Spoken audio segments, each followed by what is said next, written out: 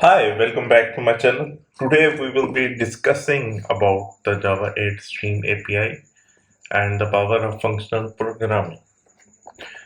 So, as you know, Java 8 brought significant improvement to the language, and one of the most powerful features is the Stream API, which allow for the efficient and expressive data processing using functional programming concept.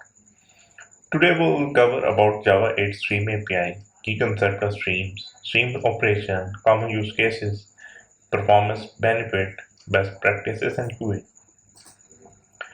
So the Java 8 Stream API is a powerful addition to Java collections. So you should know it is addition to the Java collections, which allow developer to process data in functional, declarative, and parallel manner. It aims to make the data processing easier, more efficient, and less error-prone by encouraging functional-style operation on data collections. So there are few concepts of streams, like streams are immutable. That means once they will not modify the original data, but produces a new stream. They are lazy evaluation, meaning the stream operations are evaluated on demand, and the benefit from it is like it is efficient for processing large data set, and it the pipeline can be done on stream, which means like multiple operations can be chained together, which make the code shorter, precise, and readable. Okay, so the difference between immediate and terminal operation.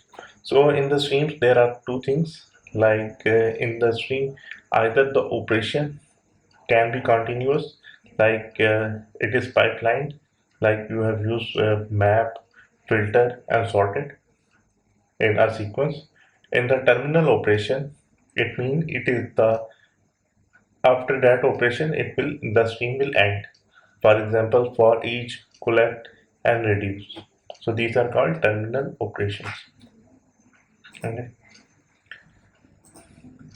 Common use cases and examples. I will give you some common example in the end of the slides. So benefit of the streams are parallel processing. Streams can be processed in parallel, taking advantages of multi-core processor for improved performance on large dataset. Internal optimization. Stream operations are optimized under hood for better efficiency. Short circuiting. Okay, some operation can be stopped processing early if the result is already determined, saving unnecessary computation. Best practices is to keep it simple, okay, and minimize the side effect. Be cautious with the parallel streams. So, in conclusion, you have seen the advantages of the Java 8 Stream API, and now we will go to the example of the stream. So, I have with me an intelligent project in which you can see like there are few things. For example, we will check how to do filtering in streams, mapping, sorting, and aggregation. We have a class employees that have a name and department, and we have a class of product that have name and price. Okay, so for example, if we want to filter a list of employees, okay, based on some department in here, how we can do? We can do in employees dot string dot filter, and then we will get the employee element, and then we will get the department object, and we will check if it is equal to marketing. Then we do collect, and we save it as a list. So what it does, it is like we filter first and then we collect. Okay, then for each marketing employee, okay, we can also use for each and then print the value of the name.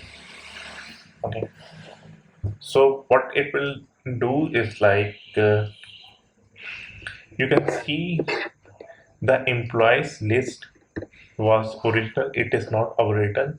Instead, a new employee marketing employee list is created in which we have done the filtering and then collected to a list.